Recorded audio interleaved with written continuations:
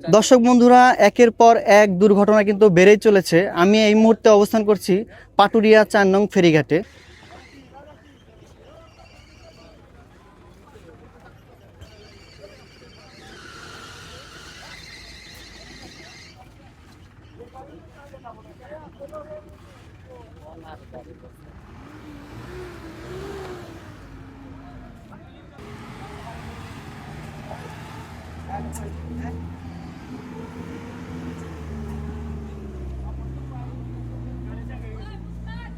দর্শক বন্ধুরা, একের পর এক দুর্ঘটনা কিন্তু বেড়েই চলেছে। আমি এই মুহূর্তে অবস্থান করছি পাটুরিয়া ৪ নং ফেরিঘাটে।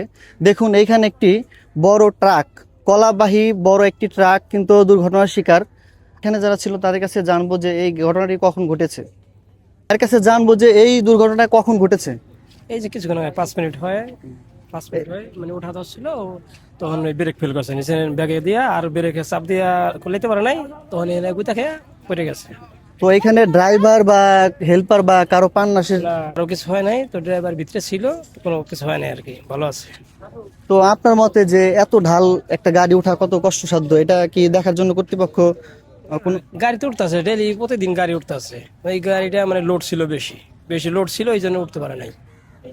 তো ভাইয়ের ভাষ্যমতে গাড়িটি বেশি লোড থাকার কারণে স্লিপ কেটে বা ব্রেক ফেল হয়ে গাড়িটি কিন্তু দুর্ঘটনার শিকার হয়। তো দেখুন অবস্থা কি গাড়ির, গাড়ি ভর্তি কলা ছিল, এবং কি হেল্পার বা ড্রাইভার কারো কিন্তু কোনো ক্ষতি হয়নি। ড্রাইভার আটকা ছিল, পরবর্তীতে তাকে কিন্তু বের করা হয়েছে। শুধু ৪ নং ঘাট নয়, পাটুরিয়া ঘাটের প্রত্যেকটি ঘাটেরই কিন্তু একই অবস্থা।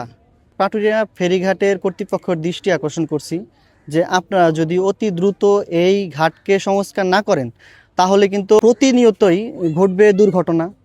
এই দুর্ঘটনার কারণে কিন্তু হাজার হাজার প্রাণ নাশ হচ্ছে। কিছুদিন আগেও কিন্তু একটা দুর্ঘটনা ঘটেছিল। তো আপনাদের অতি দ্রুত পাটুরিয়া ঘাট সংস্কার করা দরকার, রাস্তাগুলো মেরামত করা দরকার।